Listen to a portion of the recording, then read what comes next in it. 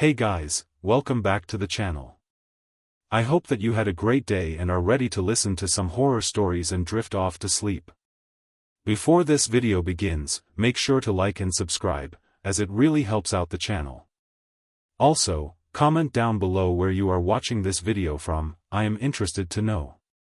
Now, it's time to get snuggled into bed and get ready, the stories are beginning.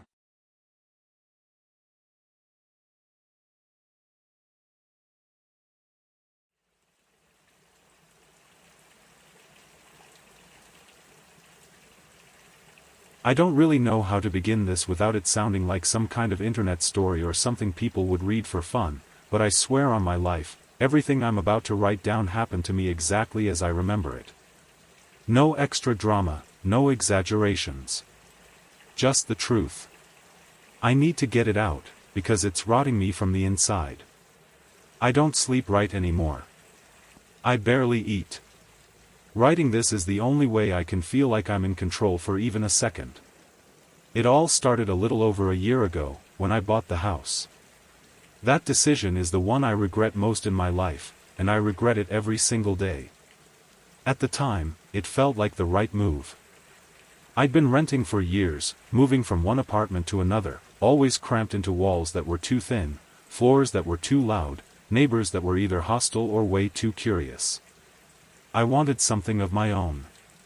A place where I could breathe. Somewhere quiet. The house looked perfect when I found it.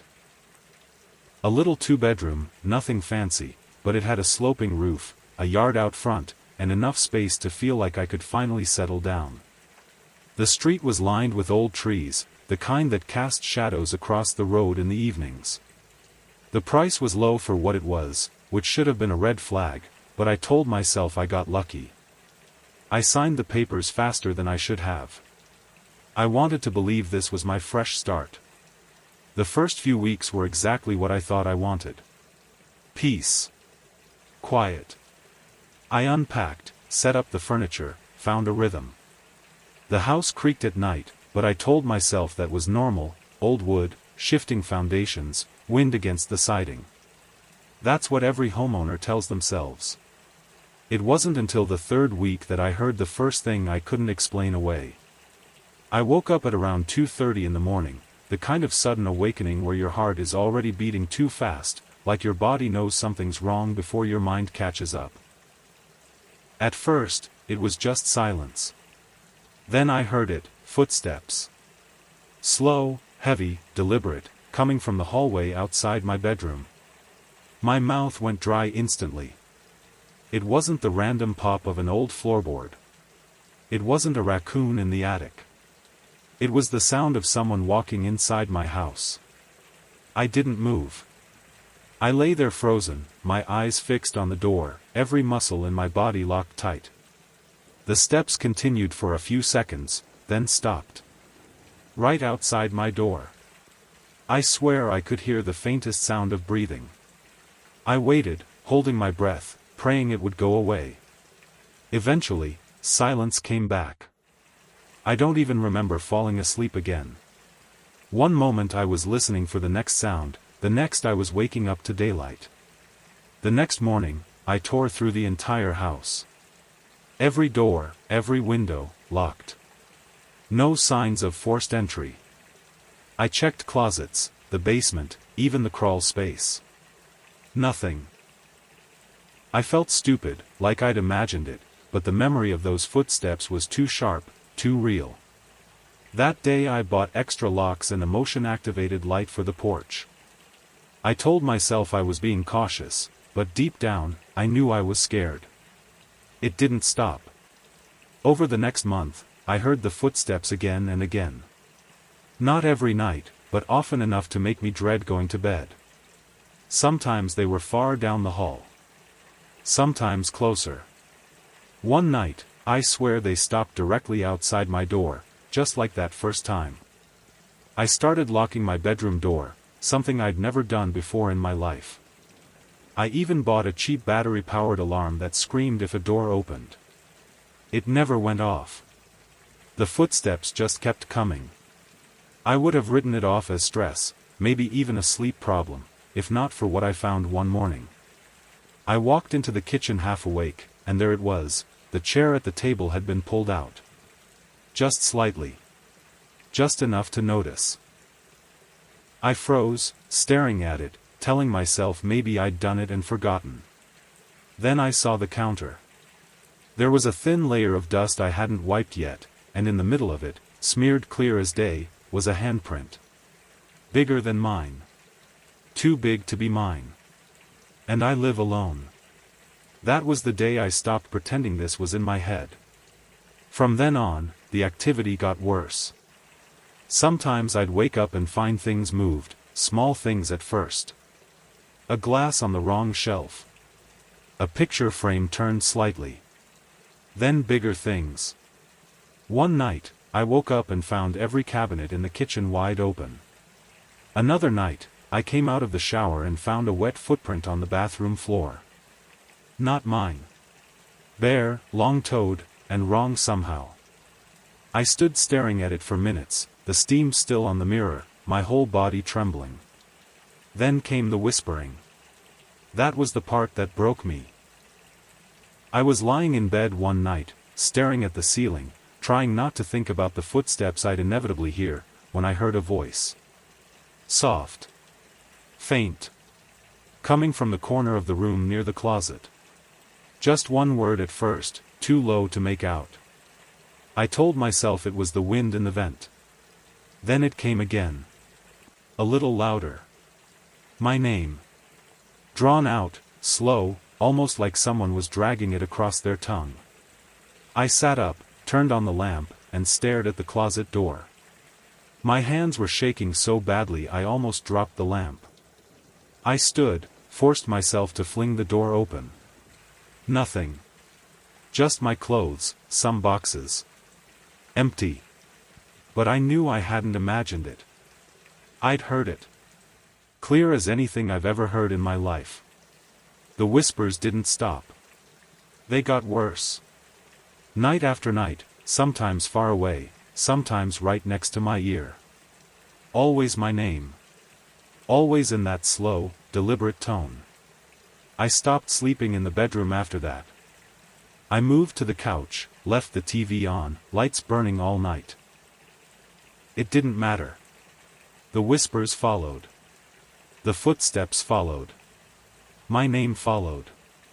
And then the dreams began. The same one, over and over. I'd find myself standing in the hallway of the house, everything dark except for a faint glow spilling out from under the basement door. In real life, my basement is unfinished, concrete floors, old boxes, tools I rarely use. But in the dream, the basement door was locked, and something on the other side was clawing at it, scratching deep gouges into the wood. The sound of nails or something sharper, tearing again and again. And behind it all, the voice. Whispering my name. Always my name. Until I woke up gasping, drenched in sweat. At first, I told myself it was stress. Everyone says that when they don't want to admit the truth. But it wasn't stress. I knew that deep down. Something was in that house with me. I started keeping a notebook. I don't even know why, maybe just to prove to myself that I wasn't making it all up. I wrote down every incident. The dates, the times, what I heard or saw. At first, it was a couple of entries a week. Then it was every night. The notebook filled faster than I expected. And every time I went back and read it, the pattern seemed clearer. The noises, the movements, the whispers, they were building. Getting closer. More deliberate. Like whatever it was wanted me to know it was there. The breaking point came one night in late winter. I woke up on the couch, the static of the TV buzzing in the dark, and saw him. A figure. Standing in the doorway of the living room. Tall, thin, motionless. My whole body locked up, every instinct screaming at me to stay still. The figure didn't move, didn't speak, didn't breathe. It just stood there, its outline sharp in the faint glow of the TV. Then, slowly, it began to shift. Not forward. Not backward. Upward. It rose off the ground, just a few inches, floating. I blinked, and it was gone. Vanished like it had never been there. But on the carpet where it had stood, the fibers were pressed flat. As if something heavy had really been there. That's when I stopped pretending I could live normally in that house. I started sleeping less and less. Sometimes I would go 2-3 days without more than an hour of real rest. Coffee became the only thing keeping me functional, and even then, I was fraying around the edges. I didn't want to admit it to anyone, because what was I supposed to say? That something invisible was walking through my home at night? That something whispered my name in the dark? Nobody would believe me. Hell, I barely believed myself sometimes, until it happened again. The nights bled together. I'd sit on the couch with the TV on, flipping channels without really watching anything, just waiting for the moment the sound would start. It always did. Footsteps across the hallway. The creak of the old wood as weight pressed into it. Sometimes the sound of a door opening that wasn't really open when I checked it. Sometimes the faint whisper of my name, like a breath slipping under the cracks of the walls. I tried everything to fight it. I left the lights on.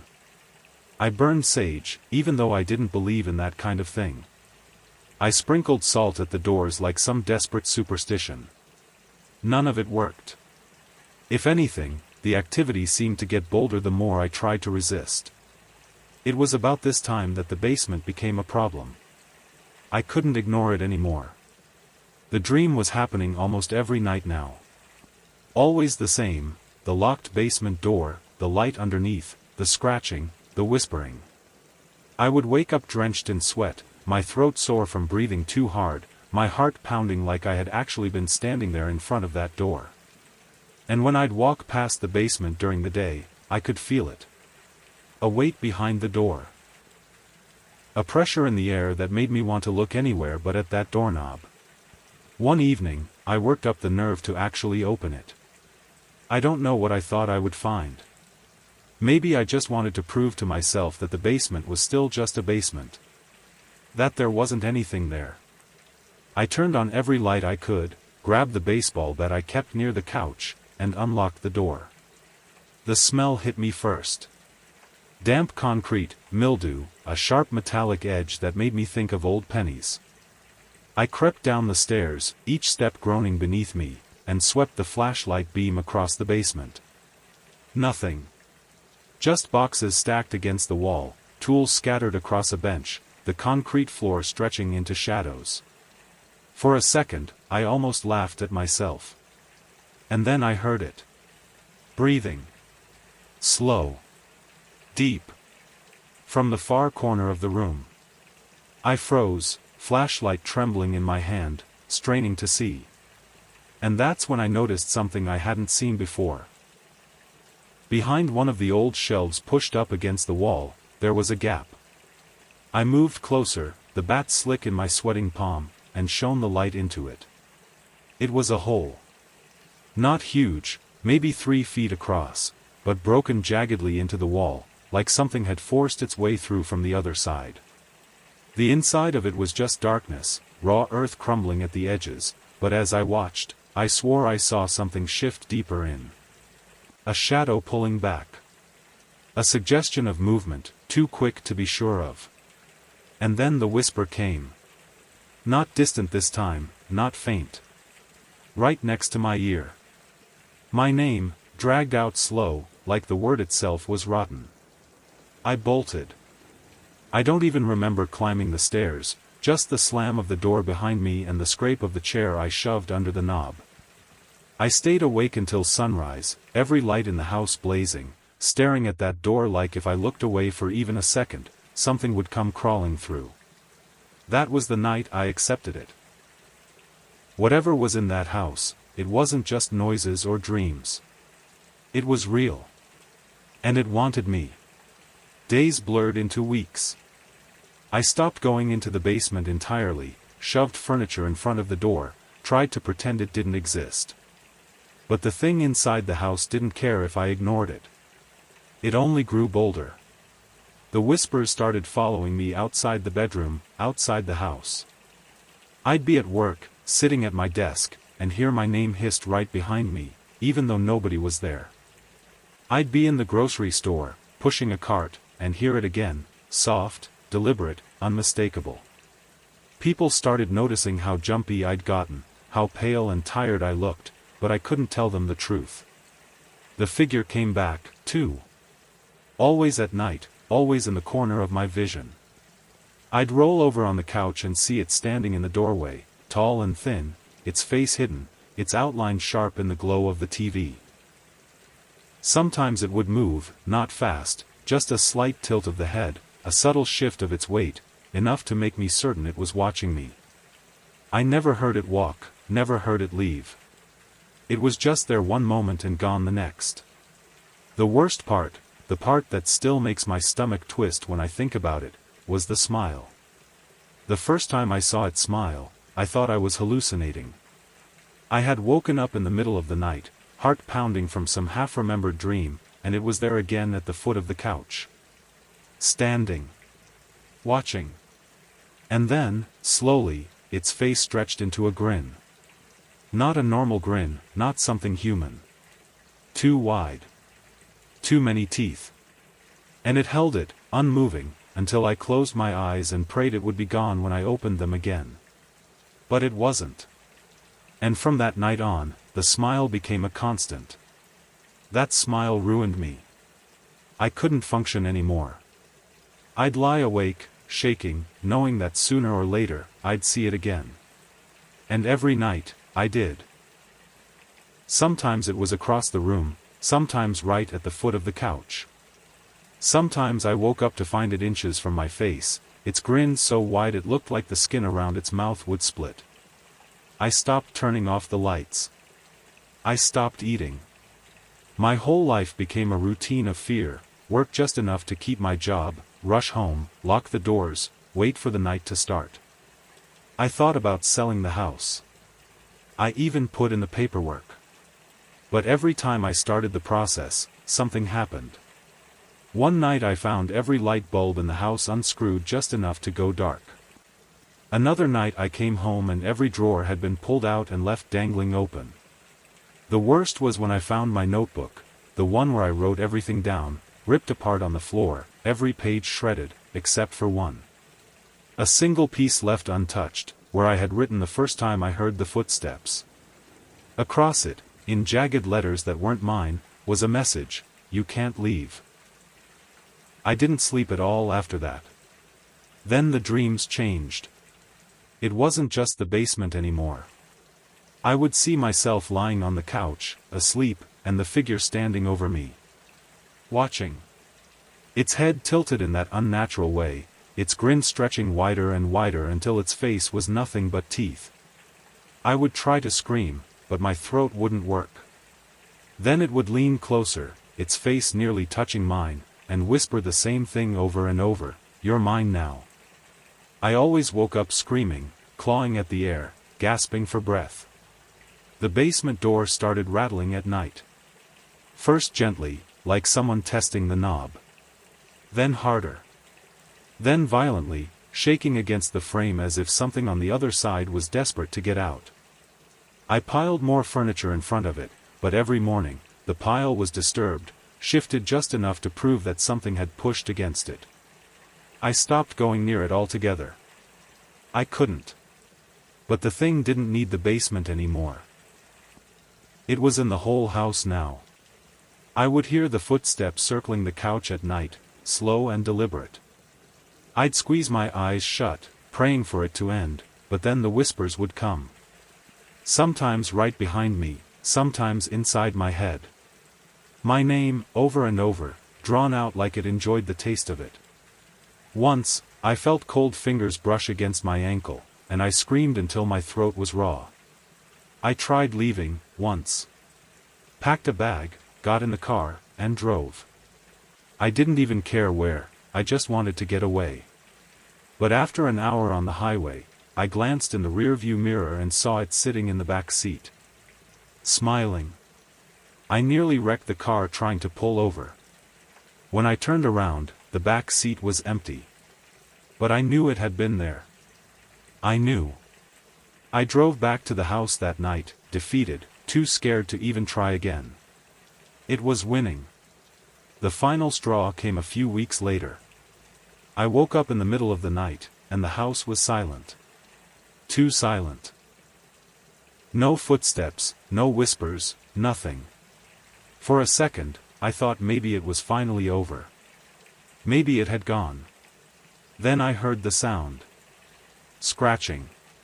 Coming from right behind the couch. Slow, dragging claws against the wall. I sat up, every muscle in my body trembling, and turned my head. It was there. Not in the shadows this time. Not hiding in the corner. It was crouched directly behind the couch, its face inches from mine, its grin stretched impossibly wide, its eyes black and endless. And this time, it spoke. Not a whisper. Not a hiss. Clear. Loud. Final. You'll never leave me. I don't remember screaming. I don't remember running. The next thing I knew, it was morning, and I was outside, lying in the yard, the grass wet with dew. The front door was wide open. Every light in the house was off. I moved out that day. I didn't pack. I didn't sell the house. I just left. I don't know who lives there now, or if anyone does. I don't care. Because it followed me. The first night in my new apartment, miles away from that cursed house, I woke up to the sound of footsteps in the hall. Slow. Deliberate. Getting closer. I told myself it was just neighbors. Old habits. My mind playing tricks. I forced myself to stay calm, to breathe. Then I heard it. My name. Whispered from the dark. And when I turned on the light, it was standing at the foot of my bed. Smiling.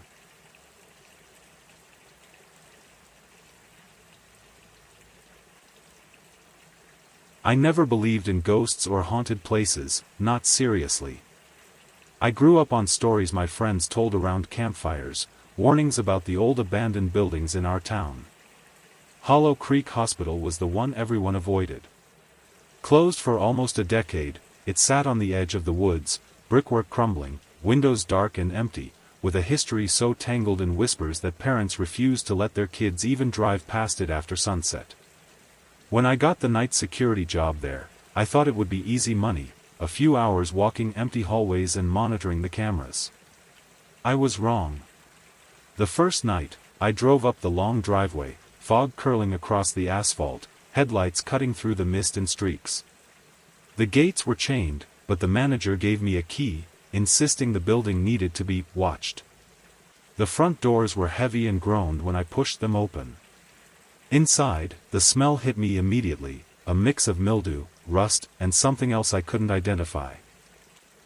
Dust hung thick in the air, catching the beam of my flashlight. Old wheelchairs and patient beds were scattered like skeletal remains. The echo of my footsteps made me flinch. I started on the ground floor, walking the corridors methodically. Offices were stripped bare, old paperwork littering desks and floors. I checked doors, jotted notes on my log, and reassured myself that the building was empty. Still, I couldn't shake the feeling of being watched. Every so often, I would glance down a hallway and swear I saw movement at the edge of my flashlight beam, just a shadow that darted away when I turned my head. I tried to laugh it off, but I felt my pulse quicken. By the second night, I was already unnerved. The building had sounds that weren't right, faint thumps, scraping noises like furniture sliding across tile, low whispers that didn't come from anywhere I could see. I told myself it was the old infrastructure settling, rats, or my imagination. But the whispers were clear, repeating softly, almost like someone was muttering my name under their breath. On the third night, the first real incident happened. I was walking past the maternity wing, flashlight cutting across the hall, when I saw her. A woman in a hospital gown, standing at the end of a corridor, hair plastered wet across her face. She didn't move, didn't speak. I thought she was a squatter or a homeless person, so I called out, but she didn't respond. I stepped closer, and the beam of my flashlight caught her face, or the suggestion of a face. Pale, bloated, eyes dark and hollow, her mouth stretching in a grin that was wrong, too wide, too jagged. I stumbled back, tripping over a fallen chair, and when I looked again, she was gone. From that point on, nothing about the hospital felt safe. I started hearing footsteps behind me when I was alone. Doors that I was certain I had locked would be open in the morning. Lights would flicker without explanation. And always, the whispers, calling my name, echoing faintly from empty hallways, repeating over and over in the dark. The fourth week was the worst. The building felt alive. Shadows moved with intent. I caught glimpses of figures in the corner of my vision, vanishing when I turned. Sometimes, I would see her standing at the end of a hallway or leaning from a doorway, watching, grinning. My dreams became haunted by the same figure, her face appearing in mirrors, in windows, at the edge of my bed. I began to dread going to work, but I couldn't afford to quit. Bills didn't care about the spirits that had taken up residence in Hollow Creek. Then came the basement. I had been avoiding it, the darkness below the main floors, where the old storage and utility rooms were.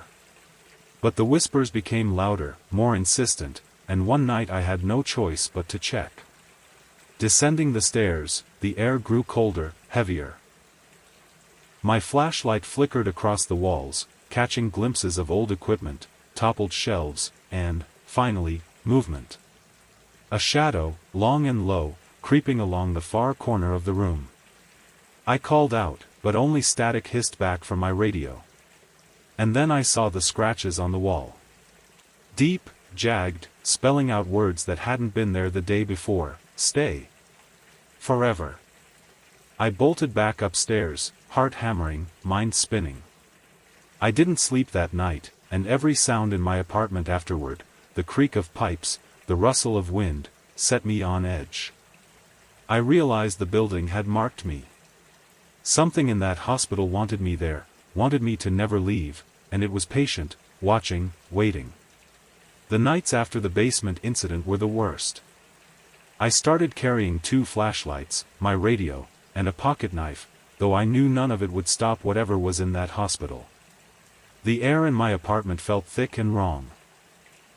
Sometimes I woke to the sound of soft dragging, like shoes across tile, echoing in my room. I would lie frozen under the covers, listening, heart pounding, until the noise stopped. It never came from the street, never from the building, it was inside me. I tried to convince myself I was losing my mind. I started leaving little notes for myself before each shift: stay calm. It's just an abandoned building. Nothing can hurt you. I even tried recording my rounds on my phone, thinking maybe seeing the empty halls would reassure me. But each time I played back the footage, something was off. Shadows shifted unnaturally. Figures appeared at the edges of the frame and then vanished when I focused the camera.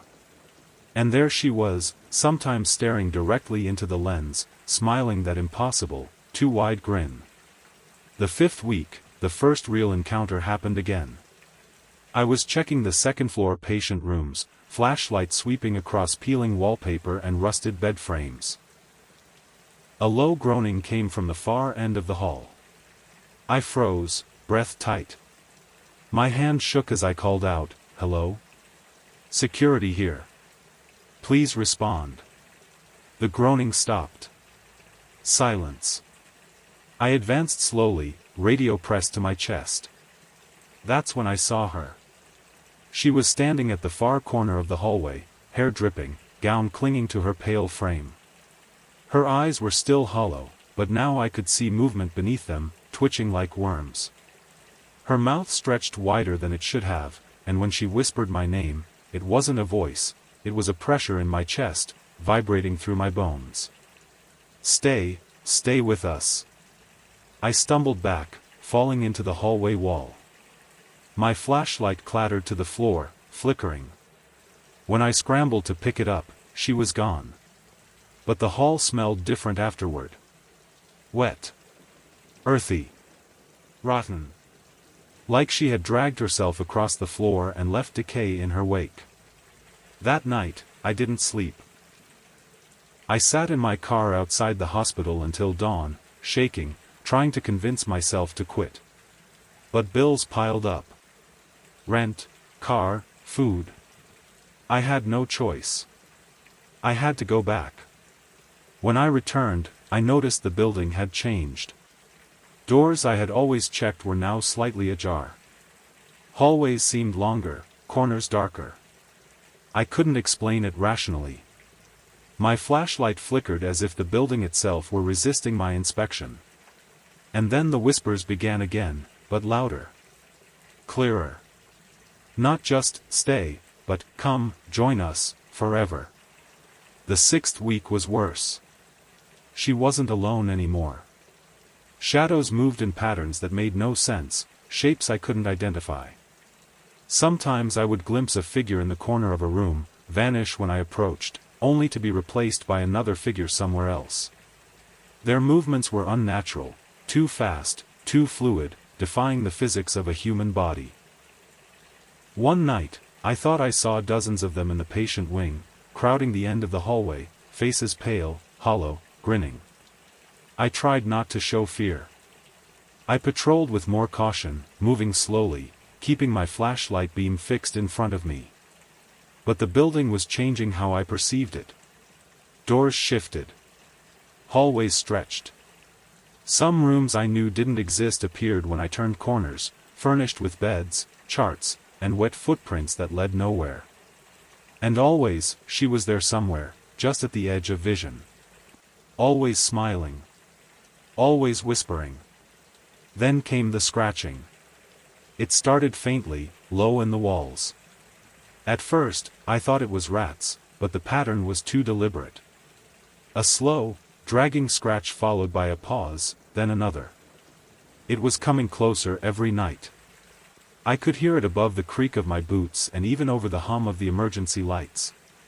Sometimes it stopped abruptly, and I would hear the whisper again, closer, closer. One night, I had enough. I descended into the basement again, heart hammering, flashlight tight in my grip. The air was thick, damp, reeking of rot. I swept the light across the room. Nothing. But the scratches were everywhere now, deep into the walls, ceiling, and floor. Words carved jaggedly, stay. Forever. Come, the shadows coalesced at the far corner, darker than darkness itself. And there she was, standing fully in the open, grinning. This time, she didn't vanish. She took a step toward me, slow, deliberate, her movement unnatural.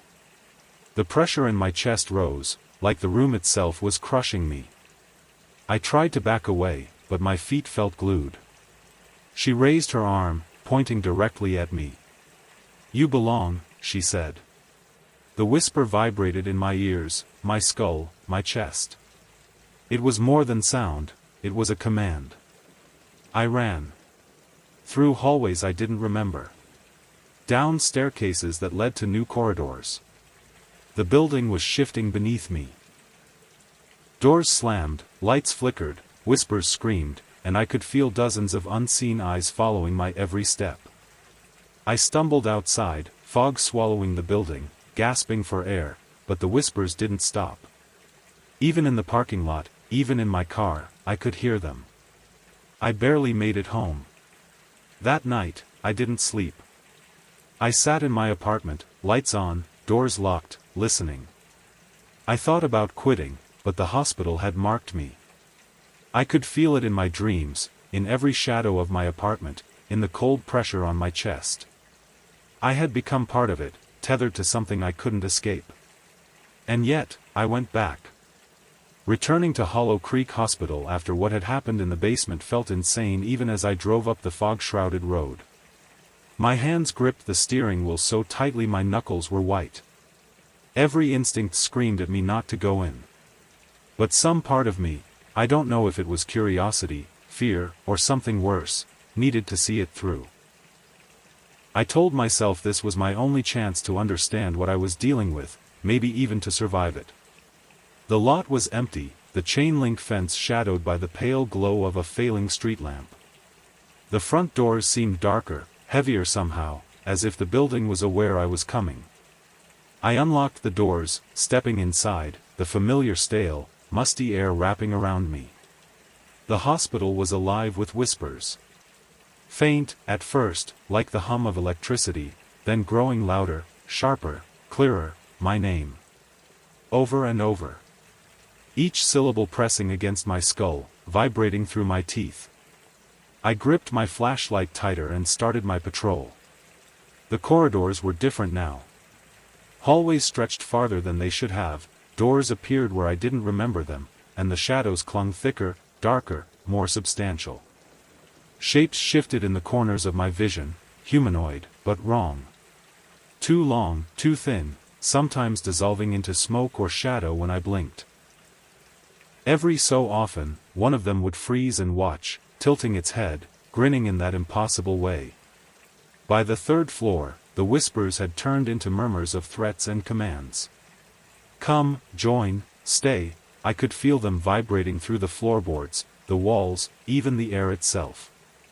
I was dizzy, disoriented. My flashlight flickered violently as I turned a corner. There she was, standing in the center of the hallway, hair wet and plastered to her pale face, mouth stretched impossibly wide, eyes hollow yet piercing. And now she wasn't alone. Behind her, more figures emerged from the shadows, dozens of them, their forms blending with the darkness, grinning, stretching, crawling on walls and ceilings like something that shouldn't exist. I tried to back up, but the hallway seemed longer than before, stretching, curling into itself. My radio fell to the floor. I bent to grab it, and when I straightened, they were closer. Closer than they could have possibly moved in that short distance. The pressure in my chest intensified, a physical weight pressing down on me. My ears rang with whispers, screams, the sound of my name torn into pieces by their distorted voices. Stay, she said, pointing at me, her voice wet and low. The pressure increased, suffocating, and for a moment I thought I might collapse. I swung my flashlight at her, desperate, but the beam passed through her like smoke. She advanced slowly, fluidly, as though she wasn't constrained by the laws of the physical world. The other figures followed, their movements jerky and unnatural, yet coordinated, a predator swarm moving with intent. I ran.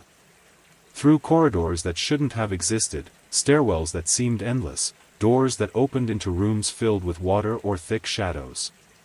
The building had become a labyrinth, alive, a predator. Every hallway twisted and turned, looping back on itself. I could hear footsteps behind me, the dragging sound from the basement now multiplied, dozens of pairs of feet, all following me, all echoing off walls that seemed to breathe. I stumbled into the basement once more. My flashlight fell, flickering across the room, catching the jagged scratches in the walls. Stay. Forever. Come. The air was damp and rotten. Shapes lurked in every shadow.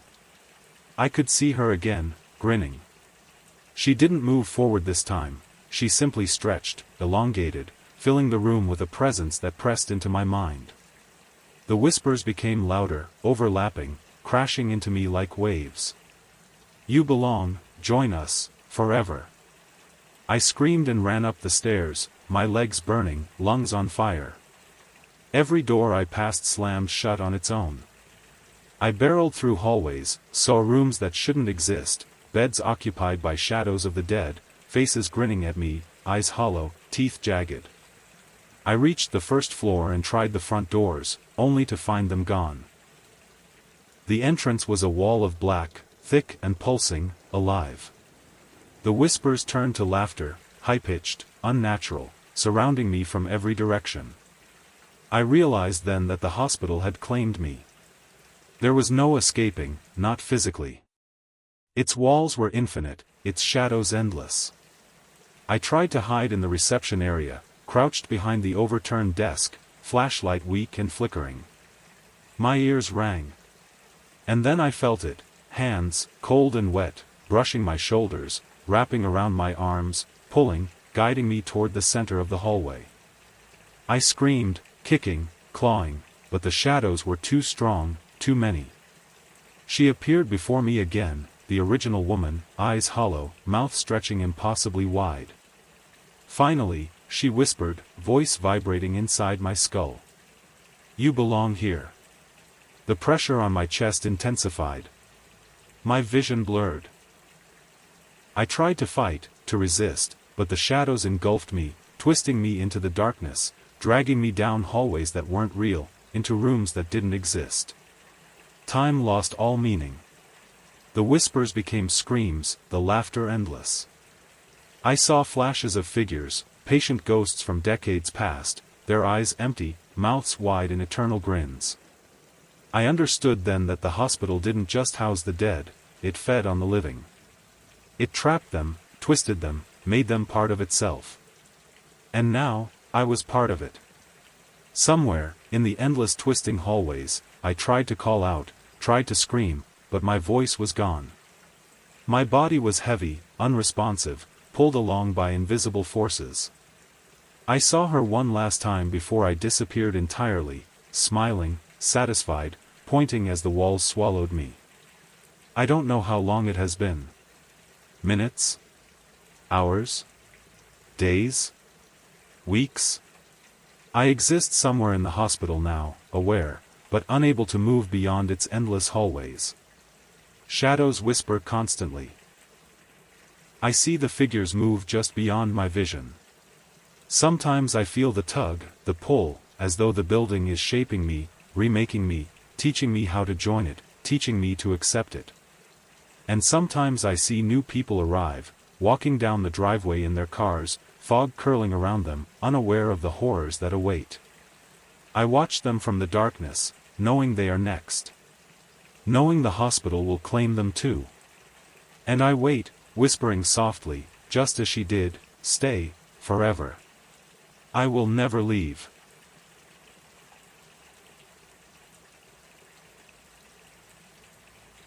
I thought the weekend getaway would be simple. A cabin in the northern woods, a chance to disconnect, maybe hike a little, catch some fish, and get away from the city for a few days. I didn't know the cabin had a history. Not until the first night, when the wind howled and the woods seemed too quiet.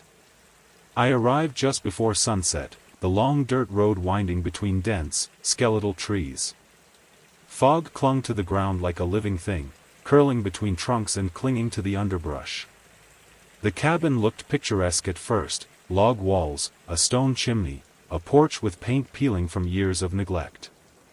My friend Sarah had booked it months ago, excited to escape her small apartment and the endless noise of our city.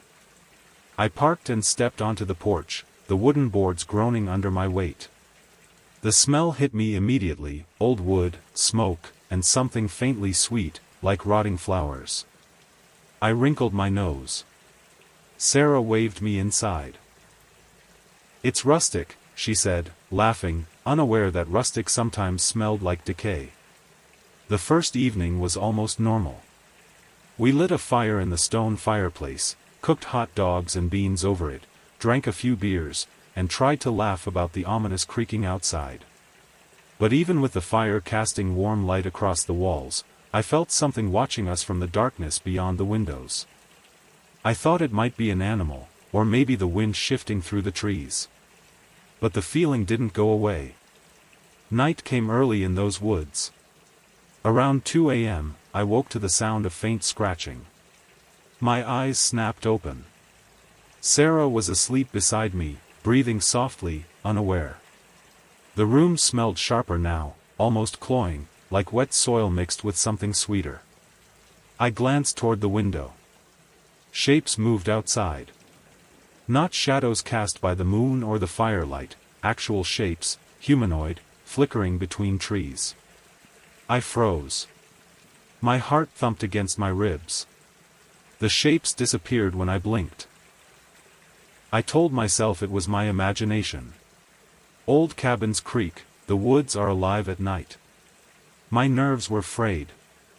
The next day, we tried to convince ourselves we were imagining things. But the sense of unease had grown heavier, a presence lingering in corners, in the air.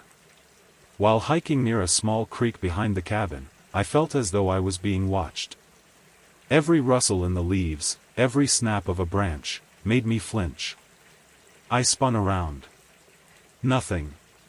Just trees, fog, the creek glistening in the sunlight. Still, I couldn't shake the feeling. That night, while we cooked dinner over the fire, I noticed footprints on the porch. Small, wet, and human-shaped, leading up to the door and stopping abruptly. I checked the yard. Nothing. No tracks led away. Maybe some kids wandered by. I suggested, though the nearest road was miles away, and no one was supposed to be nearby. Sarah shrugged.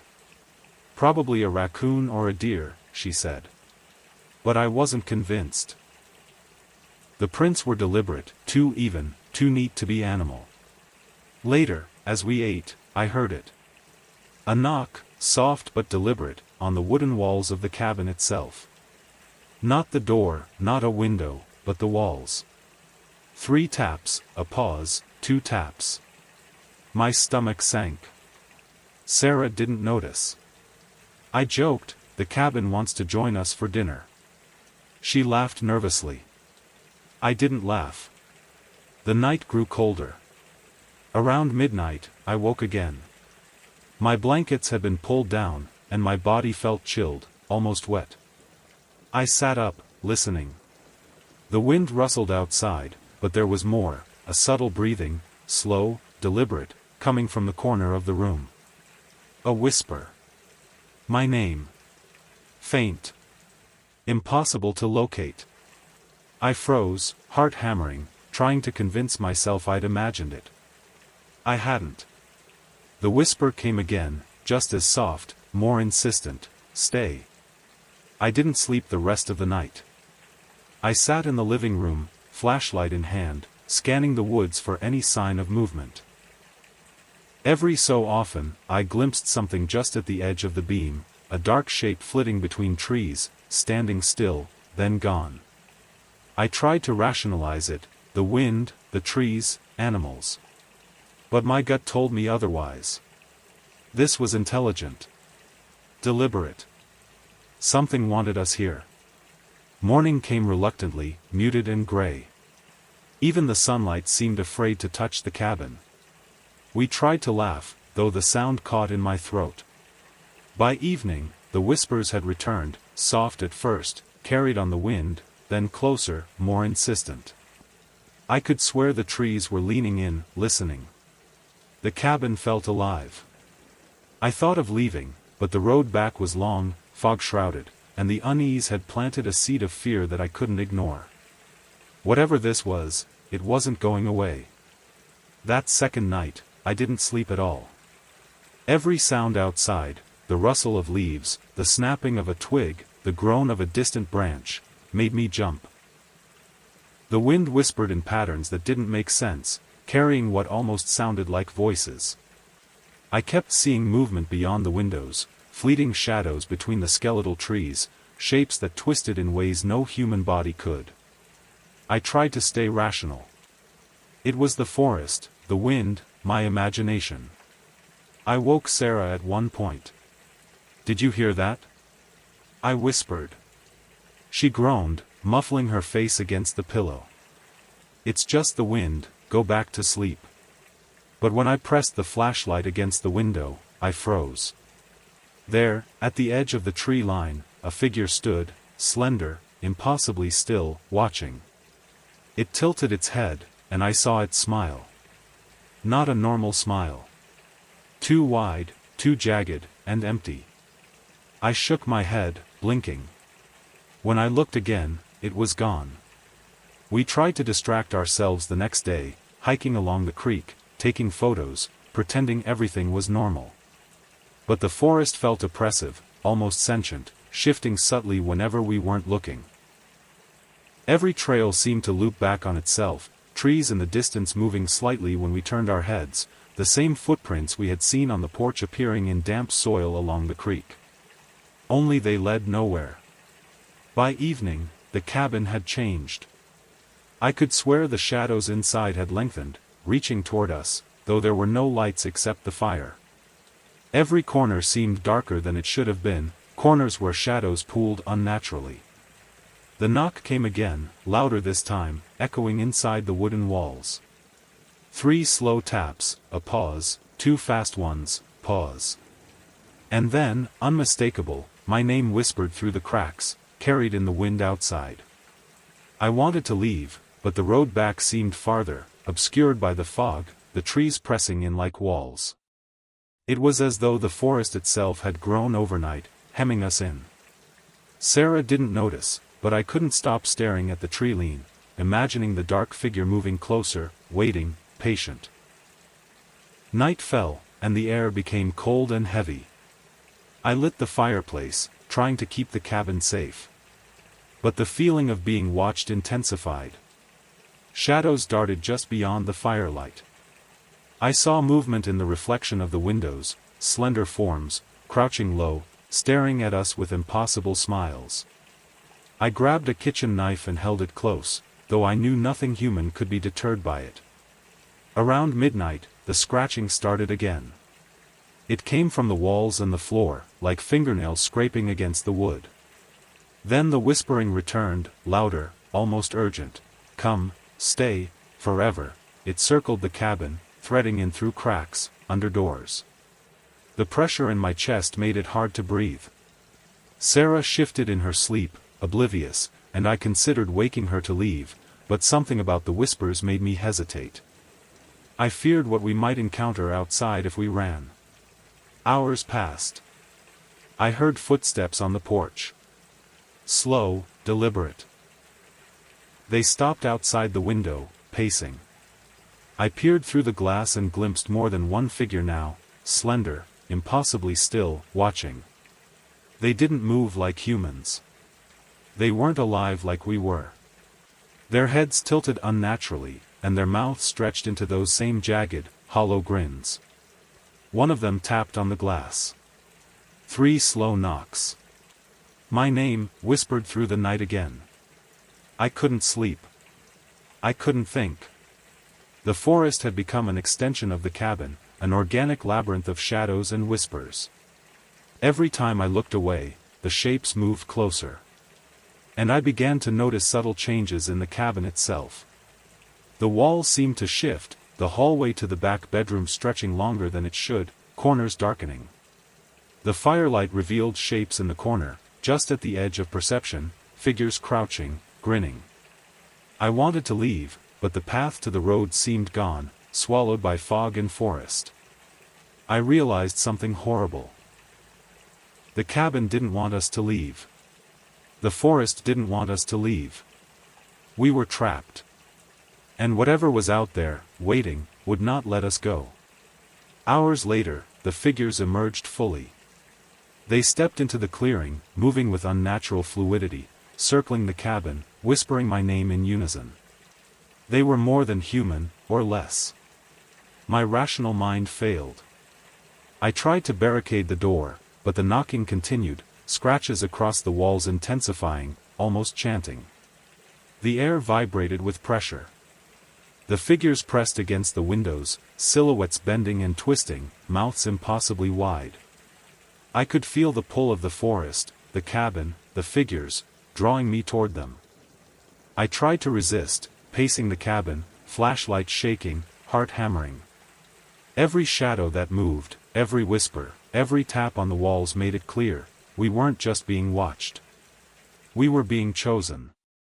And soon, we would be taken. The third night began with a cold stillness unlike the previous evenings. The wind had died, and the forest seemed to hold its breath. I couldn't sleep. Sarah had dozed fitfully on the sofa, murmuring in her sleep, unaware of the dark shapes gathering beyond the cabin walls. Every instinct screamed that we should leave, but the forest had grown impossible to navigate. The dirt road that led out of the woods had vanished, swallowed by fog and shadows. I sat by the fire, gripping the knife, flashlight shaking in my hands, trying to make sense of what we were dealing with. The air had a weight to it now, thick, pressing on my chest like water. My ears caught whispers at the edges, faint at first, then stronger.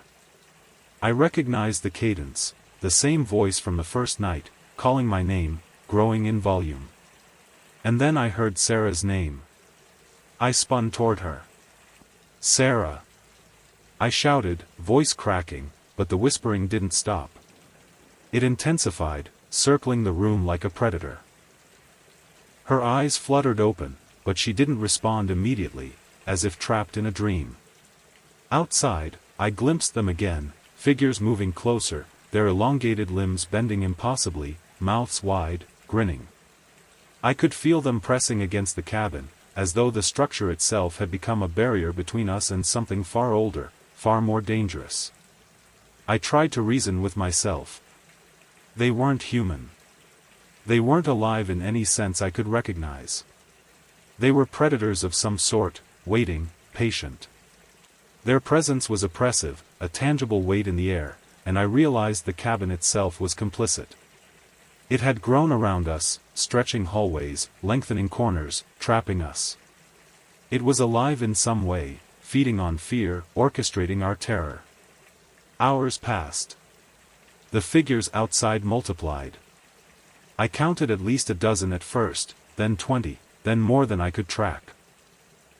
They circled the cabin, moving fluidly, bending in impossible ways, sometimes hovering inches above the ground. Their whispering turned into chanting, names repeated over and over, my name, Sarah's name, twisting into syllables that made my head spin. I could feel the pull, something drawing us toward the forest. A compulsion beyond logic, beyond reason. I tried to distract Sarah, to plan our escape. I suggested running through the fog to the trees, but she froze, staring blankly at the window, eyes glassy. Her voice trembled as she whispered, "They're calling me." The pressure in the cabin increased, the shadows growing darker, more tangible. I felt them pressing on me, shapes moving just at the edge of the firelight, bodies bending, twisting, impossibly long arms reaching through walls, through corners, as if the cabin itself had become porous, a gateway to the forest beyond. By midnight, panic had fully set in. I barricaded the door as best I could with furniture, but the knocks continued, violent now, thrumming through the wood. The windows rattled as if the forest was physically shaking the cabin. I could see figures pressing against the glass, faces contorted, mouths stretching wider than possible. Their eyes, black, endless voids, stared directly at us, unblinking. I realized then that the whispers weren't just sounds. They were commands, threading into my mind, bending my will. "Come, stay, join us." I tried to resist. I ran from room to room, flashlight sweeping frantically, trying to locate the source, trying to find a way out. The hallways seemed to stretch infinitely, corners folding back on themselves, leading me to rooms I didn't recognize, rooms filled with wet soil, brambles, shadows writhing like snakes, figures crouched in impossible angles, staring. Every time I turned a corner, the number of shapes grew, their whispers merging into a deafening chorus. And then I saw it. Her, the original figure. Slender, hair plastered to her face, gown soaked in dark liquid, mouth stretching impossibly wide, grinning. She stepped closer, gliding across the floor without touching it, fluid and silent. The other figures formed a circle behind her, bending, crouching, looming. I could feel them reach for me with unseen hands, tugging at my mind, pressing, bending reality. I ran. Through hallways that didn't exist before, doors that led to infinite staircases, windows showing forests that weren't there earlier. The cabin was no longer a cabin. It was a labyrinth, alive and malevolent, reshaping itself around us. I could feel the pull of the forest, the pull of the figures, the pull of something ancient and hungry. We reached the main room again, but it was unrecognizable. The fire had died. Shadows pooled like liquid, crawling along the walls and floor. The chanting grew louder, a tidal wave of sound pressing on my chest, vibrating in my teeth and skull. I realized the forest, the cabin, the figures, they were all one. They were the same. They were patient. They were inevitable. I grabbed Sarah, trying to run, but she didn't resist. She seemed hypnotized, drawn toward the open doorway that led, somewhere. I followed. The doorway opened onto the forest, fog thick and suffocating. The trees moved as if alive, branches twisting toward us, scraping, clawing. Shapes emerged from the fog, more than I could count, crawling, gliding, bending physics itself. And then the whispers became one voice, deep, resonant, "Stay, forever." I tried to resist. I fought, dragging Sarah backward, but it was useless. The pull was too strong, a compulsion so intense it forced my knees to buckle, my hands to loosen. Shapes reached through the fog, ghostly hands brushing my skin, cold and wet. The forest itself seemed to draw us in, swallowing the cabin behind us in shadow. I screamed, desperately, as we were pulled into the trees. Branches grabbed, fingers of shadow extended, mouth stretching impossibly wide, all chanting together. My lungs burned. My mind screamed. And then the pull became irresistible. I was dragged forward, deeper into the forest, into the endless darkness. Sarah's last scream echoed in my ears before it was cut short. Now, I exist somewhere between the forest and the cabin, neither fully alive nor fully dead. I can see others arriving, cars winding the foggy roads, unsuspecting, drawn by the same lure that claimed us. I whisper softly, sometimes, just as they did to me, "Stay, forever," and I wait, knowing the forest will take them, as it took us. Knowing there is no escape. Knowing I am now part of it. The fog is eternal. The trees are alive. The whispers never end.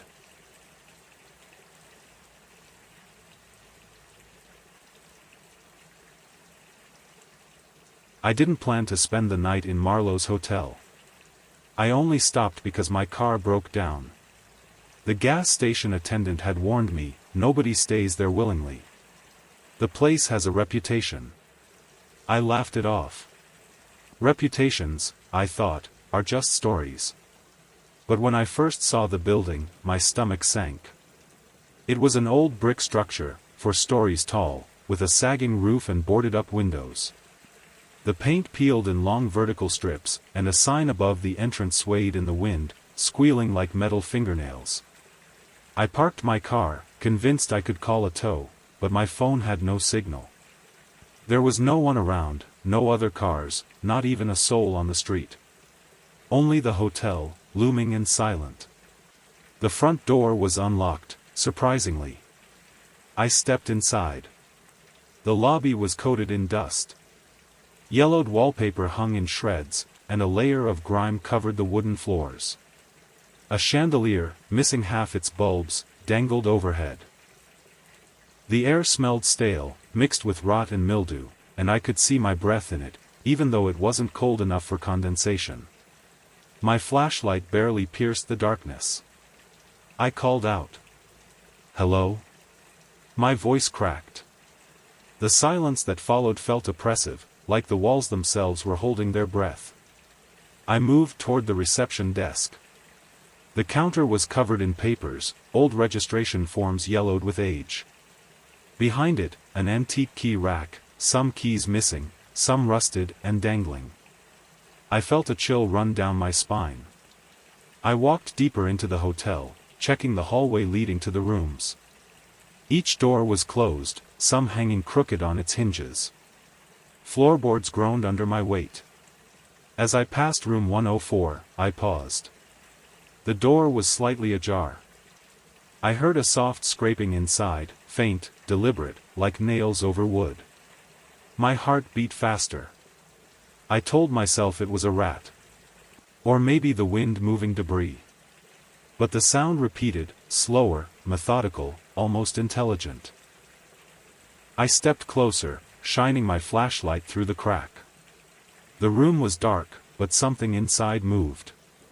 A shadow, crouching, not fully human in shape. It ducked and disappeared behind the bed. My stomach turned. I turned to leave, but then I noticed the hallway had changed. The floorboards seemed longer than before, stretching farther than they should. The door I just walked through, the lobby exit, was now at the end of a longer corridor, too far to reach in a few steps. I panicked, trying to retrace my steps. The hallway seemed to shift. Every door I passed looked like room 104. Shadows flickered in the corners of my vision, moving just as I turned to focus. Whispers began. Faint at first, indiscernible murmurs, carried in the stale air, but unmistakable. I could hear my name. Then my name again, repeated, layered over itself, coming from every direction at once. I bolted back toward the lobby, or what I thought was the lobby. The desk was gone. In its place, an archway opened into a narrow hallway I hadn't seen before. The whispers grew louder, forming syllables I didn't understand but somehow felt like commands. I ran down the corridor, the walls seeming to lean toward me, closing in. Something brushed against my shoulder, cold, wet, pressing, tugging. I stumbled into a room at the end of the hall. It was empty, except for a single chair in the center. On the chair, a small notebook lay open. I approached cautiously. The pages were filled with handwriting, mine. Names, dates, observations I didn't remember writing. At the bottom of the page, a note in bold: "You are already here. You will never leave." The whispers intensified. I spun around. Shadows moved along the walls. Shapes twisted, stretching impossibly, bending angles no human body could. The lights flickered overhead, casting grotesque silhouettes across the peeling wallpaper. A faint, wet scraping sound came from the corner.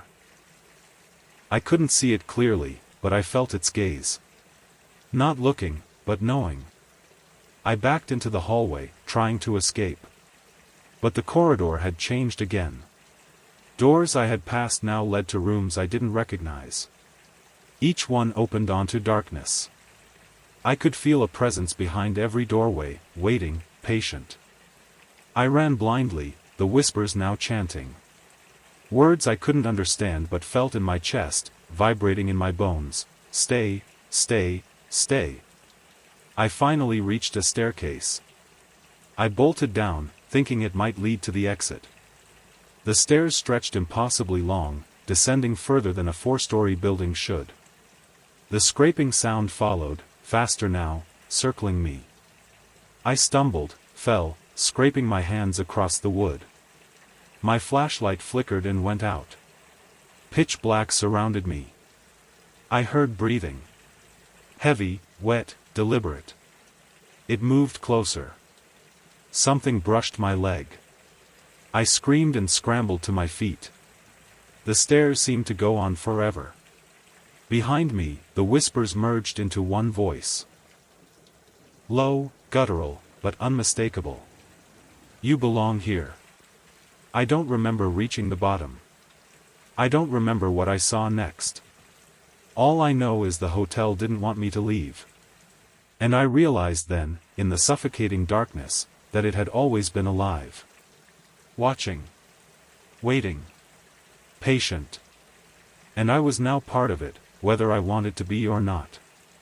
I woke on the landing between floors, shivering.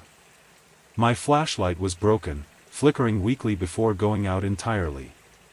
I tried to move, but my legs were stiff, heavy, like I'd slept in a cage.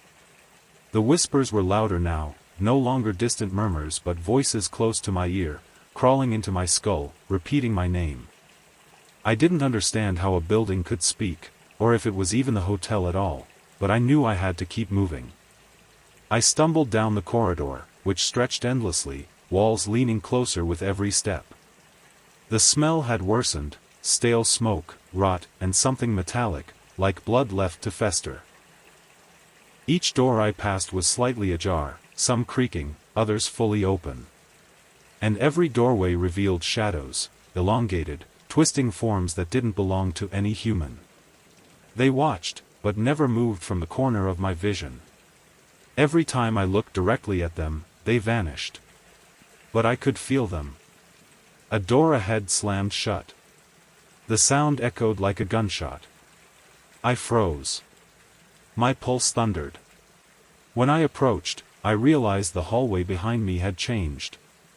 The stairs I'd climbed earlier were gone. The landing I'd woken on no longer existed. Panic rose, clawing at my chest. I turned to retreat, but the corridor behind me was filled with darkness, deeper than it should have been.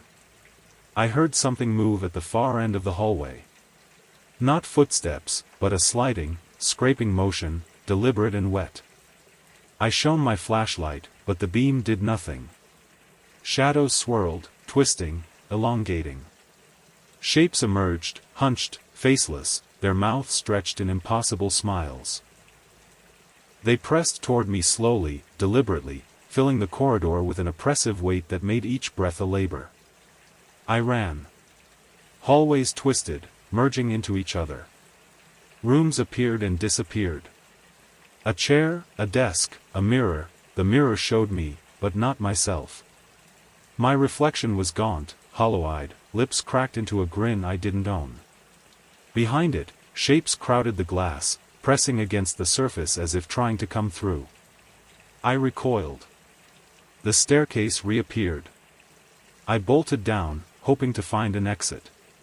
But the lower floors were different now. Walls bulged, hallways elongated, corners bent in impossible angles. Doors opened to rooms that had no floors, only dark pits, whispering voices echoing upward. I stumbled into one, and the floor seemed to pull me in, soft and shifting like wet clay. I struggled free, falling into a hallway I didn't recognize, breath ragged, heartbeat pounding. I reached a room with a desk. On it, another notebook lay open.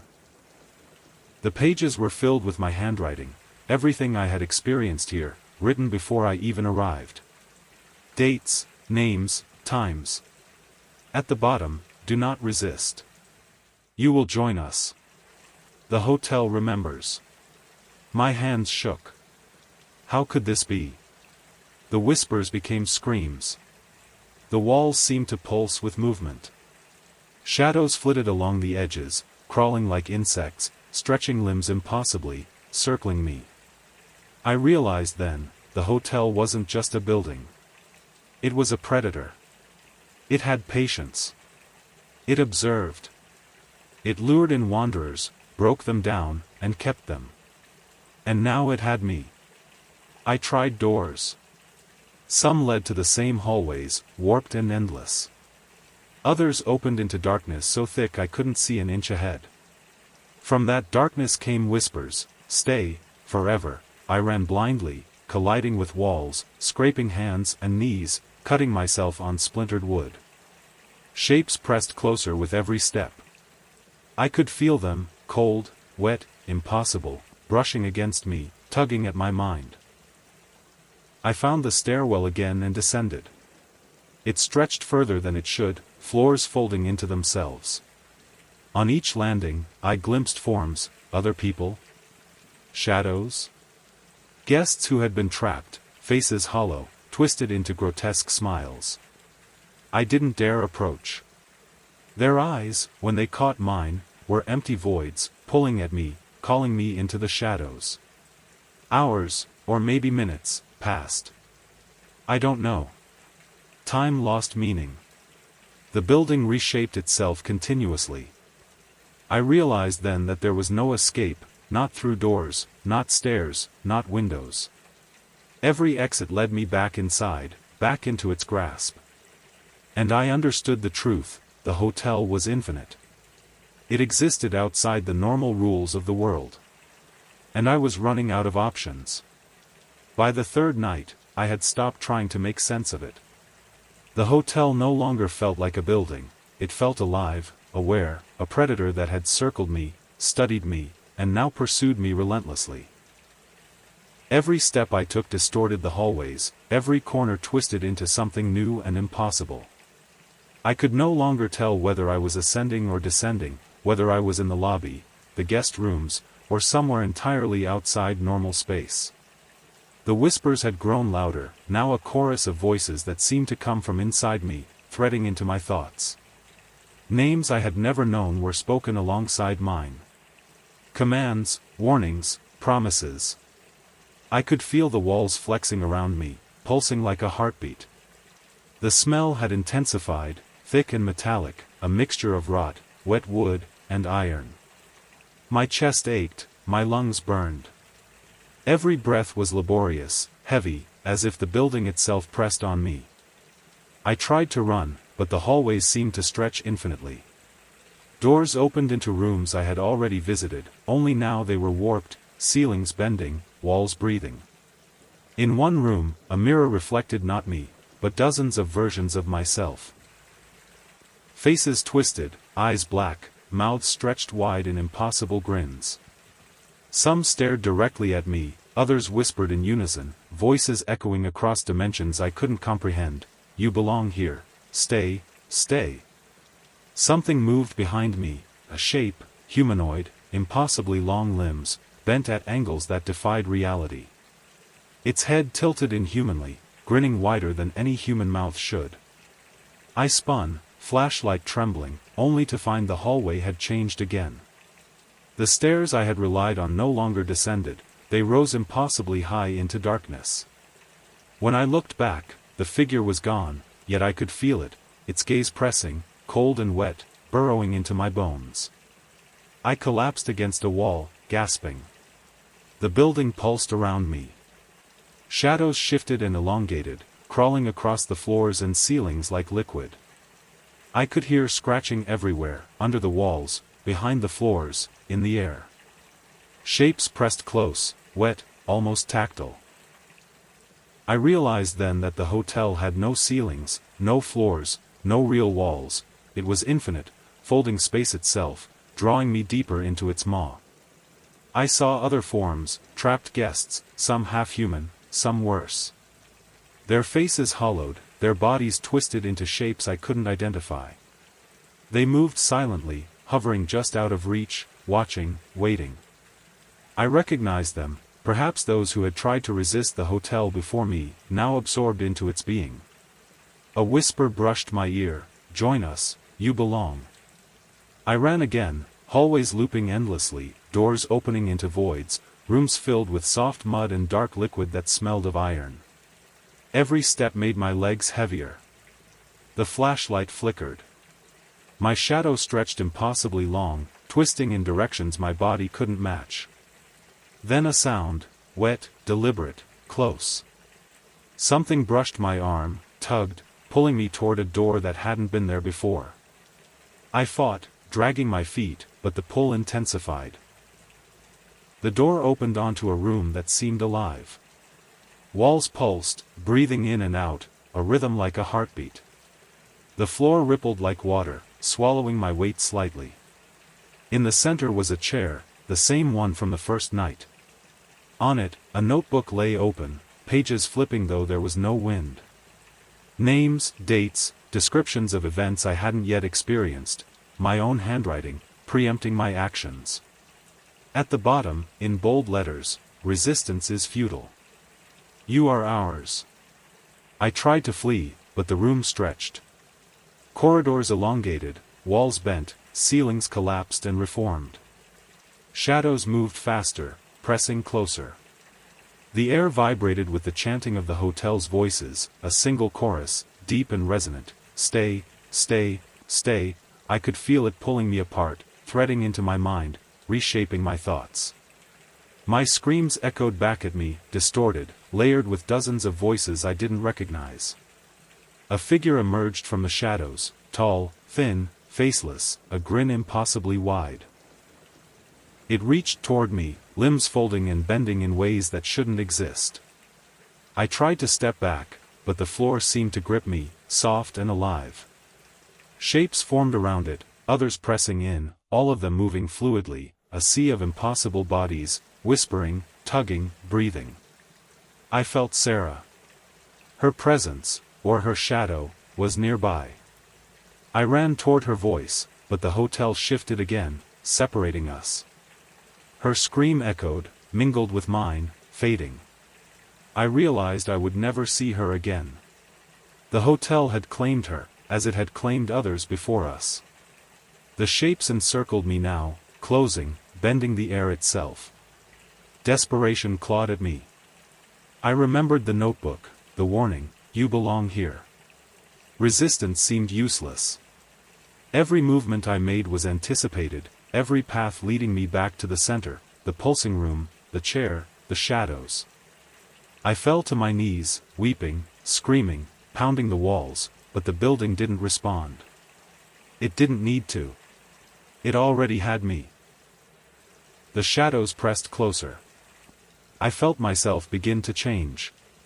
Limbs stretching, bones bending, consciousness fraying at the edges. The voices filled my head completely, merging into one eternal chant. I realized then that the hotel had not just trapped me, it had absorbed me, rewriting my mind, folding me into its infinite architecture. I was no longer fully myself. And yet I could still remember. I could still remember the road, the car, the gas station attendant's warning. I could remember what it meant to be alive. But the hotel was patient, and I was powerless. I whispered to the next unsuspecting guest, just as the voices told me to, knowing they would come. I waited. I watched. I whispered, "Stay, stay forever." The corridors shift around me, infinite and alive.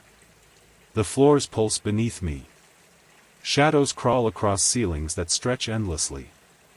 The hotel has me now, as it will have them all. And I wait, whispering, knowing the building is patient. The hotel is eternal. There is no escape.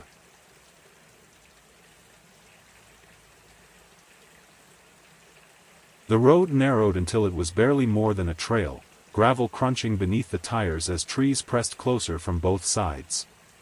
Pine branches scraped the roof like skeletal fingers, and the headlights cut twin tunnels through the endless forest. The GPS had long since stopped working, and the last bar of cell reception had vanished an hour ago, leaving only the low hum of the engine and the rhythmic thud of my heartbeat. I told myself it was just another road, just another late-night drive, but a gnawing unease sat heavy in my chest. The invitation had arrived 2 weeks earlier, typed neatly on yellowing stationery.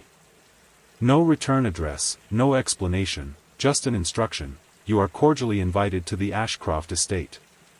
One night only. Your presence is expected." Beneath it, a date and time. No sender's name, no context, no clue how they even knew where to reach me. At first, I thought it was some kind of joke, junk mail, maybe a scam. But the longer I stared at it, the stranger it seemed. My name was spelled correctly, full name, middle initial included. The handwriting at the bottom, though faint, carried a familiarity I couldn't place. Against all better judgment, curiosity had won. Now here I was, deep in the mountains, headlights slicing through fog that seemed to thicken the closer I came to my destination. The forest pressed in like a living thing. The air itself felt heavy, charged, as though a storm were building but never breaking. I slowed the car as the trees abruptly thinned, and then it appeared, the Ashcroft estate. It was larger than I had imagined. A towering 3-story house, constructed of blackened stone and timber, its roof steep and jagged, its many windows reflecting nothing but fog. The driveway looped around a cracked fountain, its basin filled with stagnant water that reeked faintly of sulfur. The house seemed to absorb the headlights rather than reflect them, its edges blurring into the mist. For a moment, I considered putting the car in reverse and leaving. But then I saw movement in one of the upper windows, a silhouette, still and watchful. They were waiting. I parked and killed the engine. The silence that followed was absolute, pressing against my eardrums until I could hear the rush of blood in my veins. My breath fogged in the air though the night was not particularly cold. Gravel crunched beneath my boots as I stepped out. The estate loomed above me, each window like an unblinking eye. The front door was massive, iron-banded oak, with a brass knocker shaped like a screaming gargoyle. I hesitated before lifting it, my hand trembling slightly. The knock echoed through the interior, reverberating longer than it should have, as though the house itself were hollow. Moments passed. Then, slowly, the door swung open. The interior smelled of damp wood and mildew, tinged with something faintly metallic, like rust, or blood. A grand foyer stretched out before me, its marble floor cracked and discolored, its chandelier swaying gently though there was no breeze. Dust coated everything in a fine gray layer, yet the air felt used. Like the house had been empty for years but still lived in, somehow. I stepped inside. The door closed behind me with a heavy thud that seemed louder than it should have been. The sound echoed up the sweeping staircase and into the shadowed hallways branching off in every direction. Candle sconces lined the walls, flames flickering faintly, casting long, jagged shadows that seemed to twitch when I wasn't looking directly at them. At the center of the foyer stood a table with an envelope resting neatly on its surface. My name was written on it, the same precise hand as before. Heart pounding, I tore it open. Inside was a single line: explore freely. Dinner will be served at midnight. No signature. No explanation. I checked my watch. 9:37 p.m. I wandered cautiously through the estate, my footsteps echoing strangely, as though the halls were amplifying every sound. Portraits lined the walls, faded and cracked with age. Each depicted members of what I assumed was the Ashcroft family, though their features blurred slightly when I tried to focus on them. Some looked eerily familiar, their eyes following me with unnerving intensity. The deeper I ventured, the stranger the layout became. Hallways looped back on themselves, staircases ended abruptly at solid walls, and doors opened into rooms that seemed impossible given the house's exterior.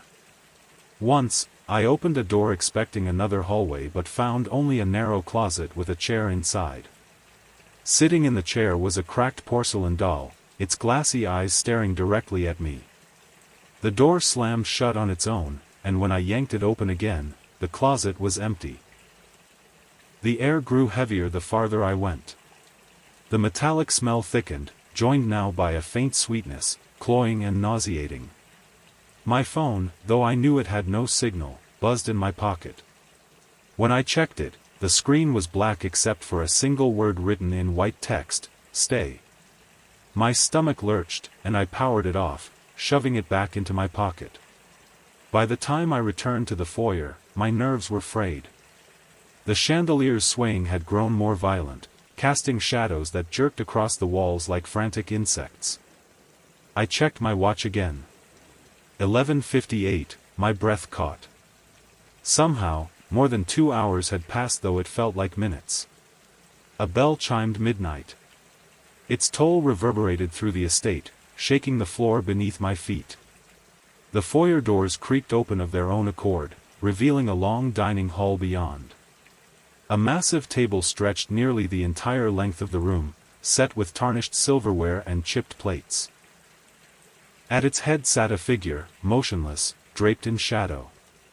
"Welcome," the figure rasped, its voice echoing unnaturally through the hall. "We have been expecting you." I stepped into the dining hall, the floorboards groaning under my weight as if protesting my intrusion. The figure at the head of the table did not move, but the shadows around it seemed to undulate, almost breathing in rhythm with the silent mansion. The air was thick and heavy, making it difficult to draw a full breath, each inhale tasting faintly metallic. My hands shook as I approached the table, every nerve screaming at me to turn and run, though the door I had entered through had already vanished, leaving only a solid wall behind me. The figure finally lifted its head, and I saw it clearly, or at least, I thought I did. Its face was featureless, a smooth void of shadow, yet I could feel its gaze piercing through me. I blinked, and suddenly, dozens of faces appeared along the walls, each one screaming silently. Their mouths moved, shaping words I could not hear. I staggered back, my stomach churning, but the room itself seemed to elongate, stretching into an impossible corridor that had no end. I turned down a hallway, desperate to escape, but the walls shifted around me. Doors appeared and disappeared, some opening into rooms that seemed to extend infinitely, others into spaces that defied logic entirely. One door led to a nursery, its walls painted in pastel colors, though the paint peeled in long, curling strips. The crib in the center of the room was empty, yet the mattress pressed down as if someone, or something, were lying in it. I jumped back in terror, and the crib was suddenly gone, replaced by a mirror. My reflection stared back at me, but not my own face. My features were stretched, my eyes sunken, my mouth open in a silent scream. I ran. Every step echoed unnaturally, as if the hallways themselves were amplifying my fear. Shadows moved independently of the light, darting from corner to corner, coalescing into shapes that were half human, half nightmare. I tried calling out, but my voice was swallowed, echoing in the distance as a faint whisper that was not my own. Stay, stay, stay. The metallic smell thickened, making me gag. My hands left streaks of red on the walls, blood, I realized, though I had not been cut. I felt myself growing weaker, every step a struggle, though I could not stop moving. The mansion seemed alive, its architecture shifting, doors and hallways rearranging themselves to ensure I never reached the outside. Windows reflected only the dark, fog-laden forest, but I could see movement beyond them, figures standing silently, watching, waiting. I stumbled into a room filled with clocks. Hundreds of them, all ticking asynchronously, their hands spinning wildly, some even moving backwards. The sound was unbearable, hammering against my skull, forcing tears from my eyes. On the far wall, a shadow stretched impossibly long, forming a figure taller than the ceiling. It raised its arm, pointing at me, and the clocks froze, then all chimed in unison, a deafening, dissonant toll that shook the floor beneath me. I dropped to my knees, clutching my head, and when I dared to look up, the figure was gone. In its place, a door I had not seen before swung open, revealing a staircase spiraling downward into darkness. Something drew me toward it, a whisper threading through my mind, "Below is the truth, below is your destiny, below." I had no choice. Compelled, I descended into the black. The stairwell led to a basement unlike any I had ever seen. The walls were slick, dripping with an unknown liquid that gleamed black in the dim light. The floor undulated like water, yet was solid beneath my feet. Faces pressed out from the walls, screaming silently, their eyes wide with terror.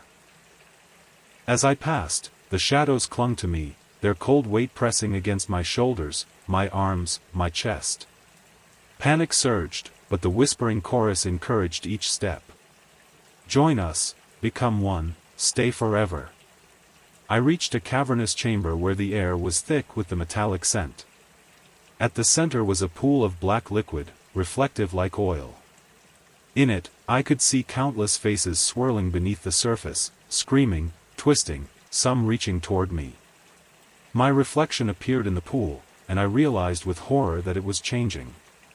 My features melted, replaced by the same void-like face I had seen at the dining table. Something emerged from the pool, humanoid but wrong. Its limbs bent at impossible angles, its head too large for its body, its mouth opening in a soundless shriek.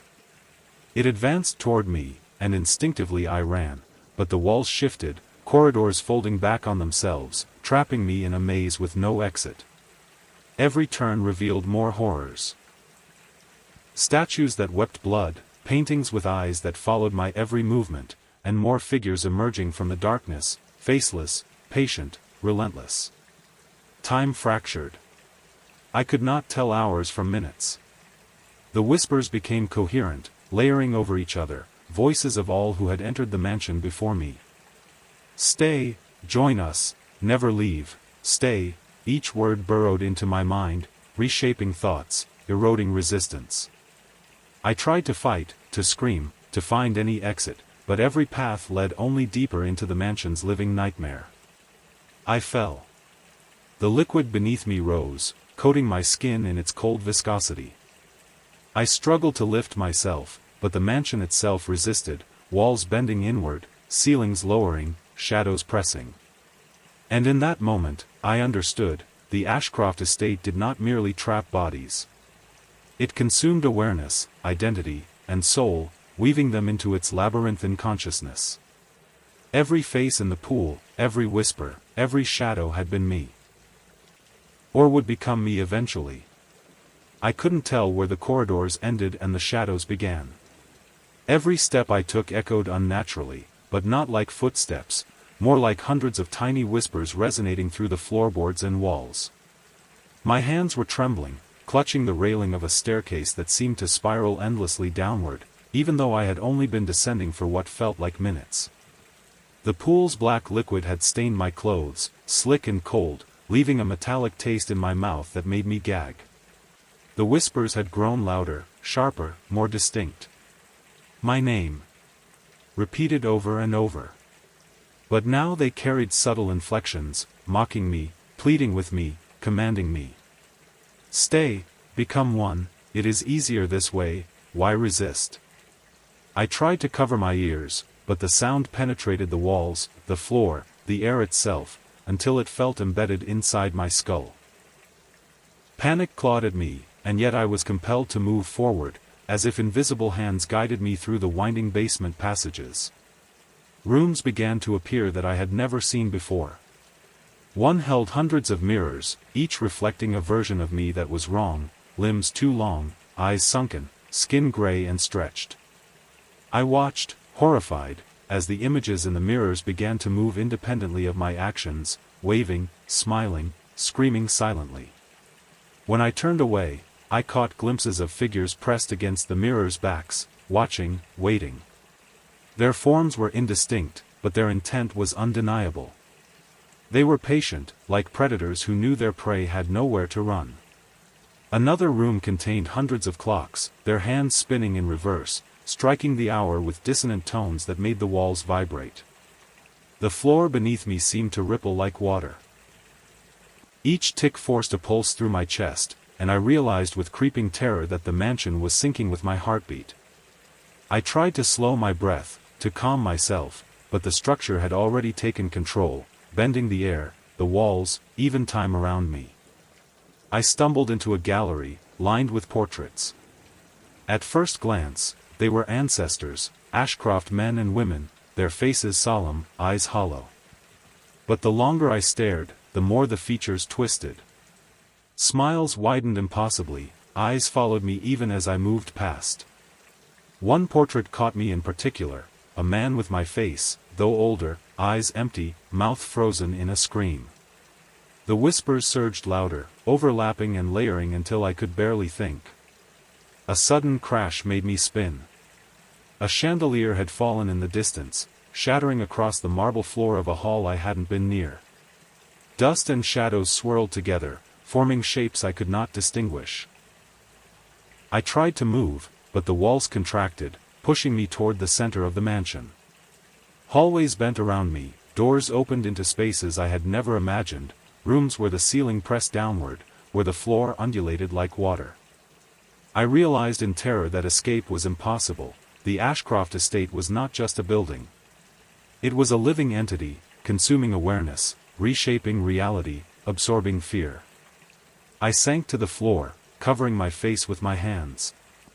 Shadows pooled around me, thick and viscous, crawling along the walls and ceiling, weaving through the cracks in the floors.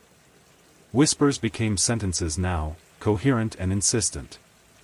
Join us, you belong here, resist no longer, each word pressed into my mind, eroding memory and identity. Panic turned to nausea, nausea to despair, despair to resignation. I could feel myself slipping, the edges of consciousness fraying. The pool appeared again, somewhere ahead. Its black surface glistened with the distorted reflections of those who had come before me.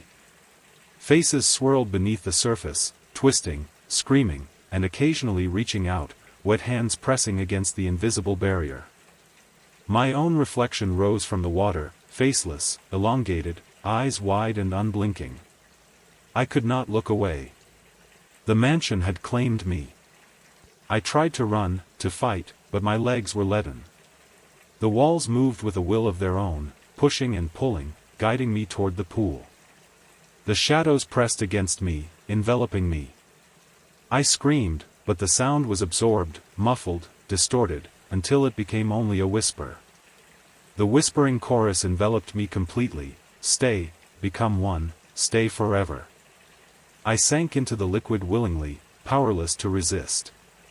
My body dissolved into shadow, my mind folding into the mansion's consciousness. I felt memories of countless others brush against mine, their fear, despair, and confusion layering over my own. I was no longer simply Michael, I was part of the estate, one of the Ashcroft shadows, patient and waiting, bound to lure the next visitor, to feed the house's insatiable hunger. When I opened my eyes, or what I thought were eyes, I was both observer and participant. I could see the corridors twisting endlessly, faces pressing against walls, shadows moving independently.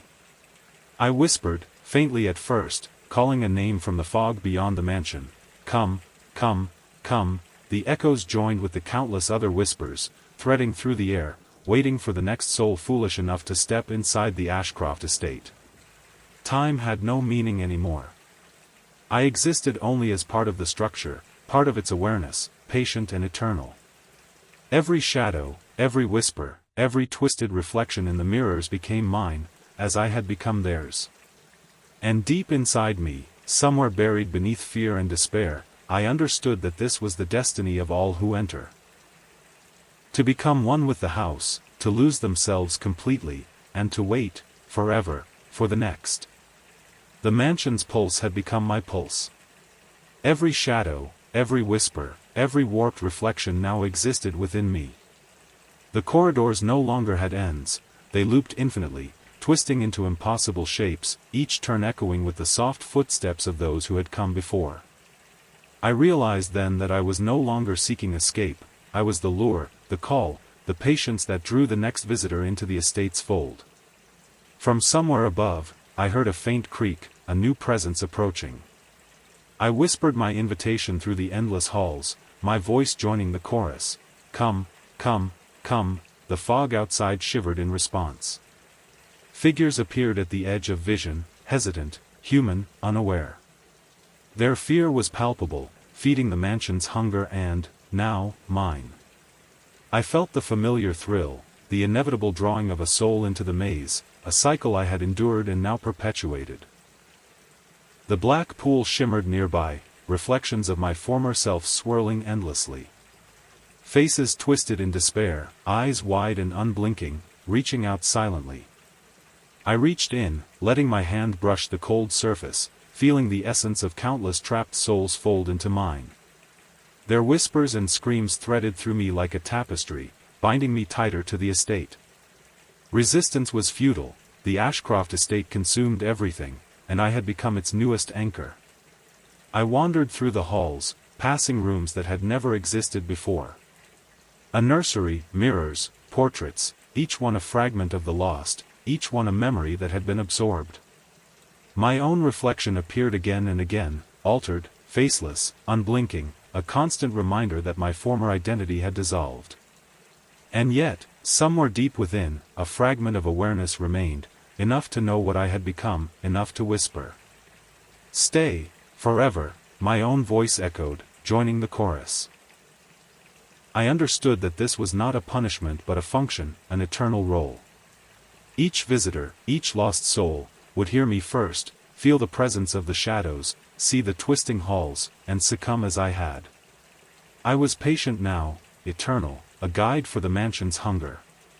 Outside, the fog thickened, pressing against the walls like a living thing. The forest waited beyond, unaware of the horror nested within its heart. I became still, listening as another set of footsteps approached.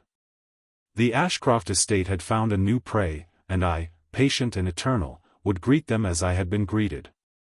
I whispered again, softer this time, almost tenderly, as if calling a friend, Come, come, come, stay, stay forever, and the mansion pulsed in response, ready to claim another, endless in its hunger, eternal in its watch.